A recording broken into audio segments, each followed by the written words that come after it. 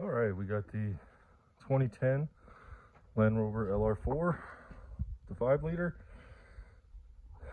This is the one we got for $1,500, and we were told it had electrical problems. We did some testing on it, and we believe we narrowed it down to the transmission control module. So we got a used valve body and TCM that we're gonna try swapping out on this one, see if that is in fact all that's wrong with it. So TCMs, if you buy it from Land Rover, they're unprogrammed, so you have to pay them to program it. But if they are just programmed, not to the VIN, but the actual make and model of the vehicle. So I believe, from what I understand, any 2010 to 2013 Land Rover LR4 with a 5-liter, the TCM should work. We'll reset the adaptive learning when we're done and see if that's all this needs. Again, we paid $1,500 for it, so we'll see. We got it up on jack stands, 4 jack stands. So first thing I'm gonna do is get a number 10 Allen wrench and start draining the oil. It's pretty thick oil they use in this, and it's cold here, so we'll get that draining, and then I'll pull off the front skid plate there. That way we have access, and I'll show you how we do this. We're going to swap it over to, it's got the factory plastic pan, so we're going to swap it over to the metal pan, or the 2-piece metal pan and filter instead of the factory 1-piece pan and plastic pan and filter. So it'll make it easier. But all right, let me get that oil draining. Okay, so we're underneath our Land Rover, and you can see I don't think anybody's had this pan off. It's the factory plastic pan with the original bolts. And it's, unless you pay a lot of labor to replace it with a factory pan and filter, most people just don't do it. I think ZF recommends every 50,000 to 75,000 fluid changes. So if you look right between the cross pipe and the cross member, you'll see the oil drain plug. That takes a 10mm Allen bolt. Here's your linkage. I know one video commenter mentioned that he thought maybe they went in their first service and messed around and didn't have this connected. So we'll take a look at that. This is kind of unique. This shaft goes above the valve body on this ZF transmission. So let me get this draining and we'll get back with you. All right, as we're draining the transmission fluid, we're going to take this front skid plate off, or I guess the main skid plate. So you got 2 forward bolts, 4 on each side, 2 on each side, just next to the lower control arm, 2 more about midway down, and then 2 on the rear. So on the LR4, these 2 rear ones also have a spacer, because the transmission doesn't taper up like it does on the LR3. So we'll get all these pulled out. This one here, and on the other side right there, have a nut. So it's a number 15 wrench for the nut and a number 13 for all the bolts. So we'll get those zipped off and drop the pan, or the skid plate. All right, we're gonna pull this bolt. It's got a captured nut. It's a number 18 head bolt. So if you take it out, you don't need to have a wrench on this side. We'll get a jack underneath the transfer case, support the weight, pull the bolt out, and then we'll raise it about 1 inch. Give us enough room to get the oil pan. I put the plug back in. It drained for a bit, and it was just dripping. So once we get this bolt out here, then we'll be able to raise the transfer case up slightly and take all these Torx T40 oil pan bolts out. So let's get to it. All right, so here's the original factory pan. You see it's got the magnets, normal wear material on there. It's got like an O-ring for gaskets. That's impressive. But here's the challenge, right? So your filter is part of the pan. It doesn't separate. So that's where I think Land Rovers took it to a dealership. They're going to drop the cross member, pull the catalytic converter and crossover pipe off just to do this. And that's where the labor charge comes in. So you can see here, most people, I think, say to use a little saw and cut this spout off. I tried that and I felt like I was wasting time. So what I found is I turned the pan a little bit and just gave it a little bump, and it just snaps right off at the base. So that's what I do. Everybody has their own way of doing things. Figured I'd just show you what I do. Makes it a lot quicker. So we got the filter off. Let it drain for a little bit. I'll show you how that works. So before I pull the bolts out to hold this valve body on, I'm going to see if the camera will pick it up. I need to go in. See that right there in the middle of the screen? That tab is what we're going to push against to turn it counterclockwise. It's about a half a turn, quarter to a half a turn, and that releases itself. And then once we pull that off, then we come over here and we pull this plastic clip down, and then we can pop out that sleeve. So I'm gonna see what we can do. Okay, so once you turn that thing, that little sleeve, see if I can get in there, you'll see right in the middle of the screen there, that plug connector will allow you to slide it back. So you just pull that out of the way. Then we go up here, see if I can record this. And if you notice right here, there's this little tab. Push that up with a finger and then pull down. When you pull down like that, it comes down. That will release that sleeve. So then we can go in there with the screwdriver and try to pop that sleeve out to the back of the car. Probably won't be able to do that on camera, but I'll show you what the sleeve looks like once I get it out.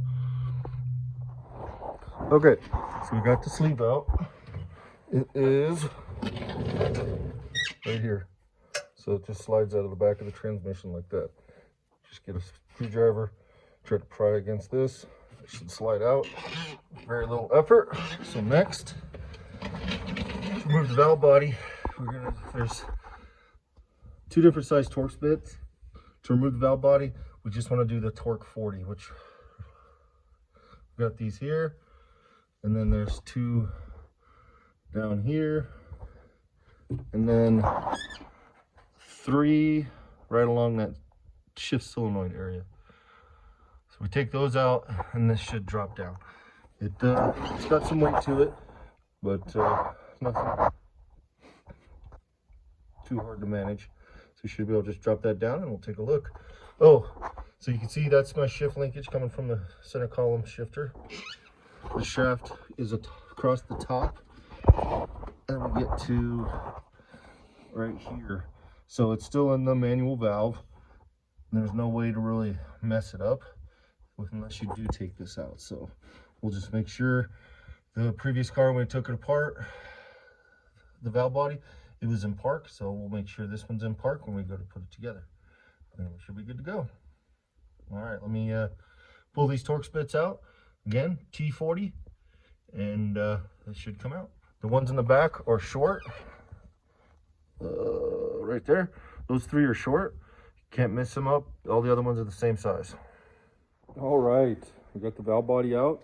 This is the one we just pulled out of our 2010. This is the one we're going to be swapping in. This is out of 2012 LR4. Again, here's your bolts you take out. You got 10 long ones and 3 short ones. These are all the same length. They're the only torque 40 T40 bolts that you take out. These are also T40. They're the ones that go along here where the transmission control module shift solenoid setup is at. So you can see there's a little bit difference between the 2 years. This one, part of it's brown there, black on the newer version. Haven't found anything more particular, except you can see This is raised up a little bit, and this one isn't. It's exposed on the 2010. So might be some modifications they've done. This has a cover plate right here, and that one's a little different cover plate. You can see more exposed. So maybe improvements they've made. This part's different, 2010 and 2012. So a little bit difference there.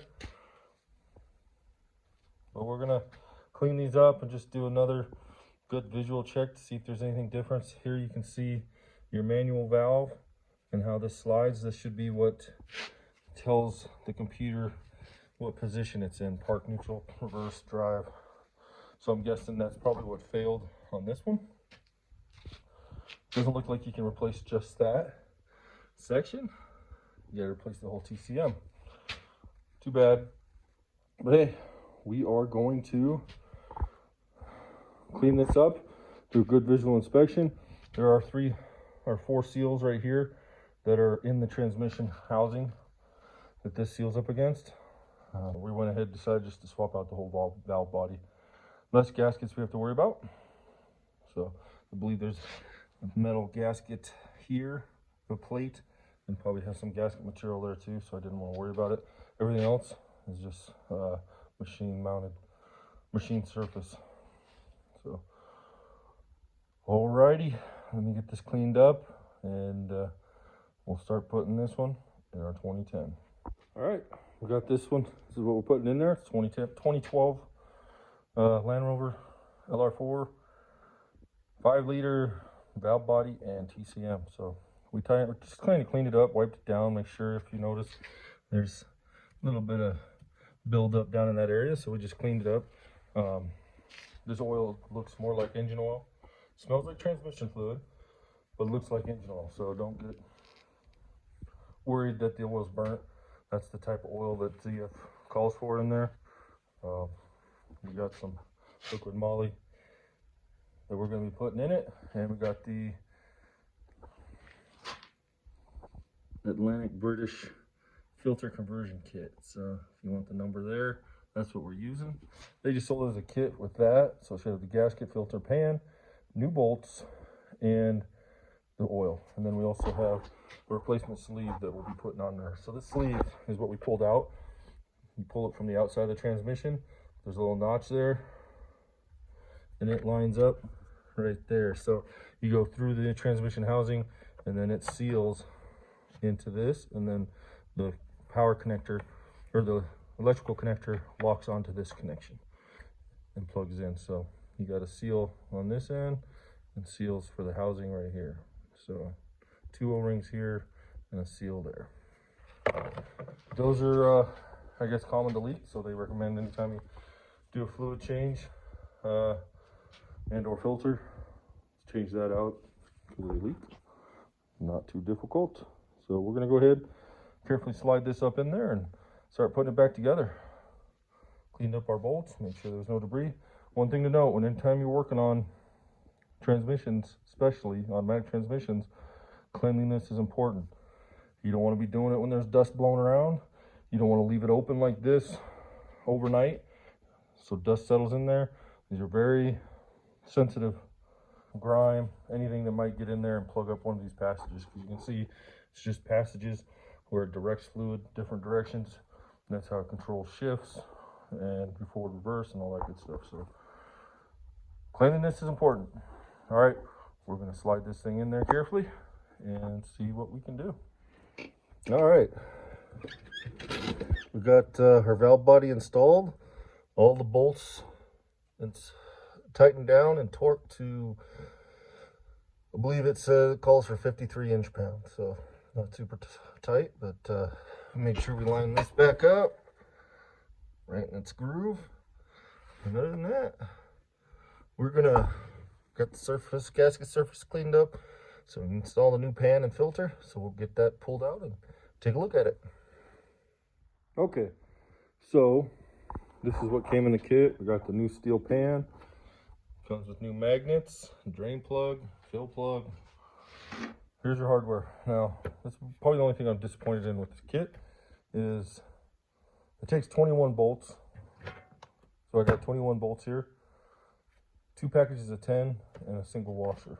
Now this would have been easy to miss. The single washer and the 21 bolts were not in a package. They were just tossed in the box.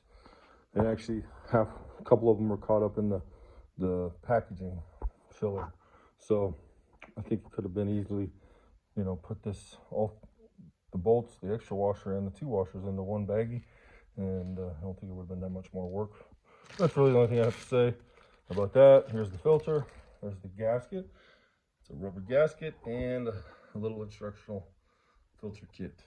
So one thing to note is it does say important to run a tap, M6 tap in through all the holes to make sure you get proper thread engagement on your bolts.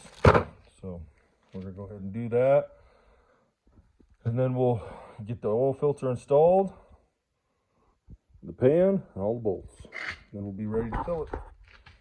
Right before we put the pan on, we're gonna want to put our bushing in, or our sleeve.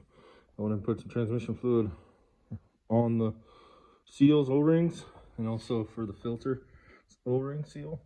A little bit of transmission fluid, so we'll put this in, then we'll put the filter on, then we'll be ready to put the pan on. All right, we got the filter set in there.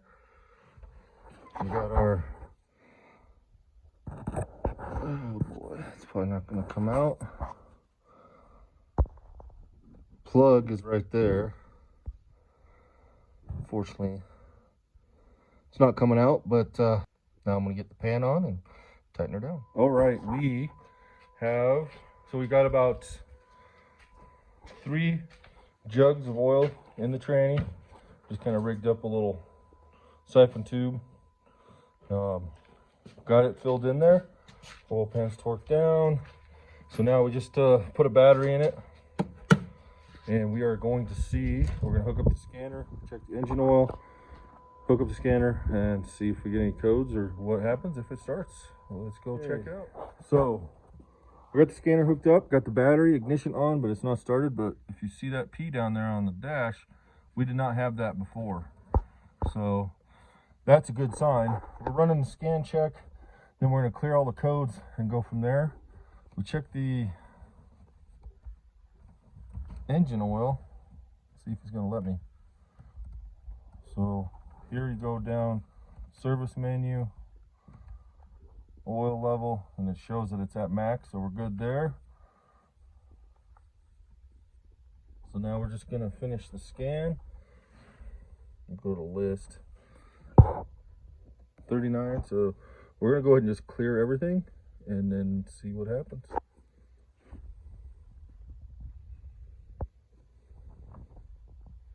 So what did we get? All the codes we had before. Yeah. So nice thing is the transmission control module cleared the codes and nothing came back. Before, as soon as we cleared that code, it would come back. So looks like we might have fixed it. Keeping our fingers crossed. So once it's done clearing, looks like it's done clearing. So now we try to start it. All right, we are going to try starting it.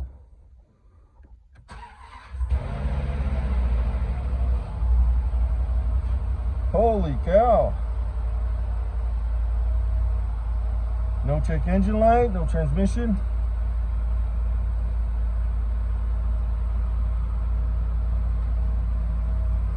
Sounds good. Yeah, it does. No chain noise. No. No timing noise.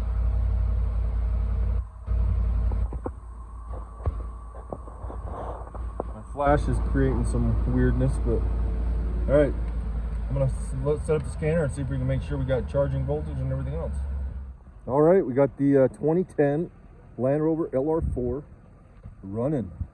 Getting ready. We just pulled it out of the shop. The air suspension works. Transmission's topped off. We filled that up. We cleared the transmission adaptation. We're getting ready to take it for a test drive. So far everything works except for the daytime running lights, which may be turned off. We'll check that, but we're going to try to do a test run here before it gets too dark. So Jenna's driving it.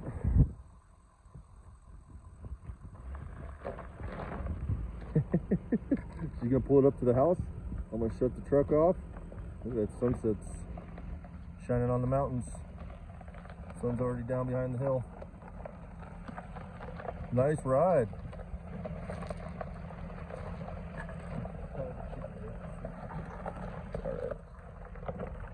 far everything works, except for the daytime running lights, so we'll figure that out.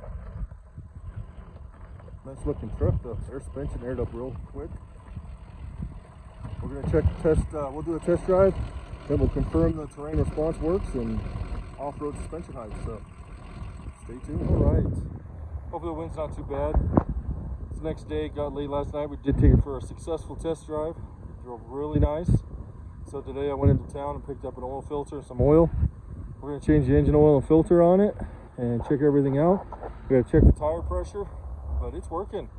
Even the air suspension works. You can see right now it's in access height. We'll go ahead and put it in normal ride height. You can see how it's raising up. It raises up fairly quick. That's our normal ride height. And then we'll put it in off-road height here in a minute. It looks pretty good. So the plan is we're gonna change the engine oil filter today. That way I can pressure wash underneath the car and put the skid plates back on, and then wash it hopefully tomorrow. We got a couple good days of weather, so I want to wash it and then get it in there and kind of clean up the paint, see what we can do. We found a company that might be able to get us the title, a California title in our name, and then once that happens we'll go and take it to Nevada DMV and get a Nevada title, and then we'll be able to drive it and probably put it up for sale. So this is a flipper. We'll see what we can make on it. So here's the off-road height.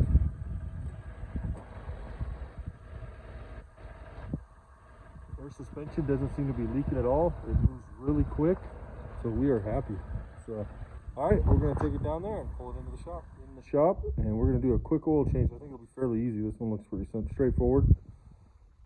They only had one air filter, so I didn't even bother picking it up. I can order that. I'll order 2 air filters and a cabin filter.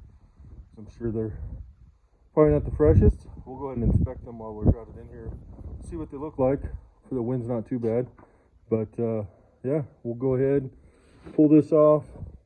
There's our oil filter cap, so I'll go ahead and pull the oil filter so it starts draining to the oil pan. The engine's warmed up, so it should drain fairly good.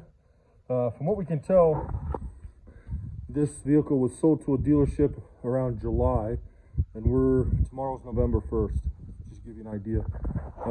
So we're guessing the mileage, from what we can tell from the paperwork, the mileage didn't change at all between July to when we picked it up. Last night, this is probably the first time it drove on its own since before July. So we're guessing the previous owner traded in on a new car or another car, and so after it quit working for them. So it could have been, you know, anywhere minimum 5 to 7 months. And so it's been sitting. So we're just going to go through, like I said, we'll do the engine oil today, filter. We're going to inspect the brake or the air filters, and we're going to check tire pressure. We already checked the ball joints and tie rods. Everything felt tight on front and rear suspension, so that's good. Air suspension works great. It's in off-road height right now. We'll drain the oil filter, jack it up, pull the pan plug, drain the engine oil, and just gonna do a good visual inspection on it. We already checked all the lights. The only thing that wasn't working was the daytime running lights, which after doing some research, even though it's got what looks like daytime running lights, the bulbs aren't actually in there. So no daytime running lights on this, just simulated. But yeah, let's get this thing going. So we got the oil draining. Pulled the filter out. Here's the filter. Not sure, don't recognize, there's no brand name other than made in China. But that's the filter that was in there. The oil seems pretty good. Still got some lubricity to it. Doesn't smell terrible. So I'm relieved about that. Especially because there's no dipstick to check it. So draining it's the way you got to do it. Didn't see any liquids other than oil when I pulled the plug. So it's draining right now. We went ahead and pulled the air filters off. So these are Land Rover filters, and they may be the originals because they are disgusting. Just packed in there. Let's go tap it on the four-wheeler rack. Yeah, you can see. So I'm gonna order some tonight.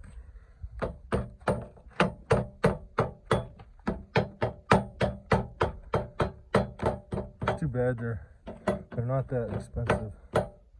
There is 2 of them, so maybe that's part of the problem. But we're gonna change them out. I got, like I said, I'll get going tonight. I'm gonna order 2 air filters and a cabin filter. I'm sure that's probably the original one in there.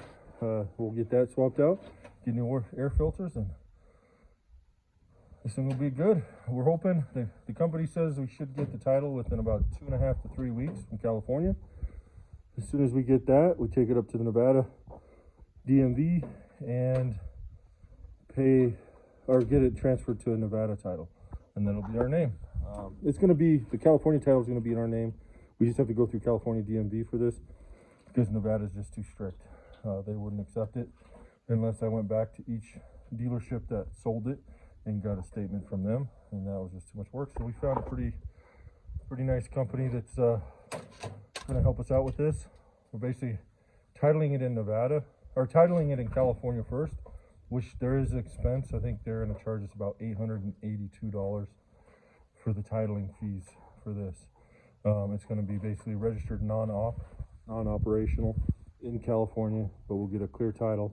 Then we take it to Nevada DMV and we'll title it in our name and get it registered and plated. So hopefully 4 weeks, 4 to 6 weeks, 4 weeks or less, hopefully, we will be getting this titled and licensed in Nevada. So definitely, if we're impressed the way it rode yesterday. So we're going to go ahead and put these air filters back in, get them on order, and then we're going to check tire pressure, and then we should be ready to put the plug back in the drain pan and fill it up with oil. The oil, it takes 8.5 quarts. So here's the oil filter cap. We got it all cleaned up. The new oil filter comes with the new O-ring, so we'll get that set up in there and we'll be ready to go. Not all the oil drains out of there.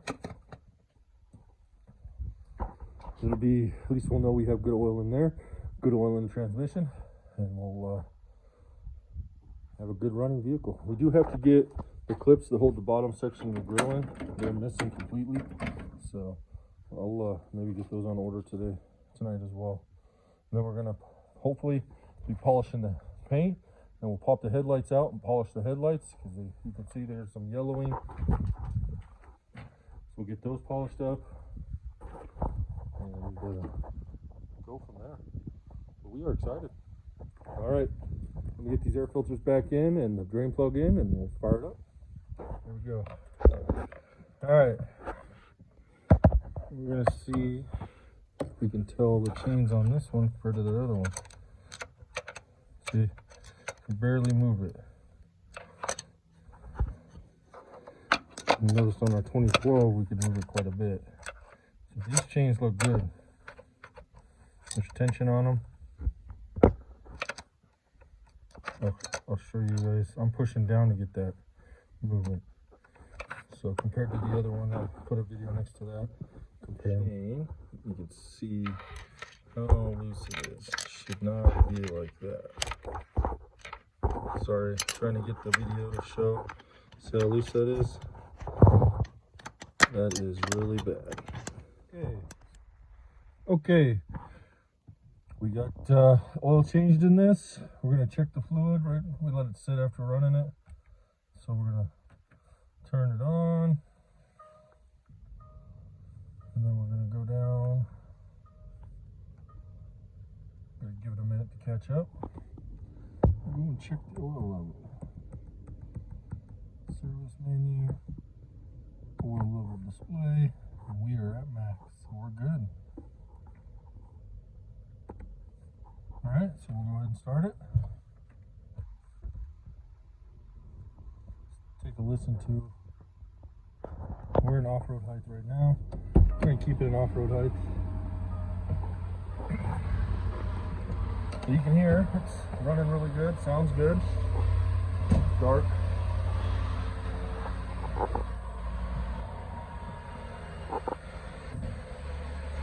Engine sounds really good. We looked at the chains and they look good. Now we're just gonna wait. We're gonna detail it. So I'm gonna pull it out and park it up there.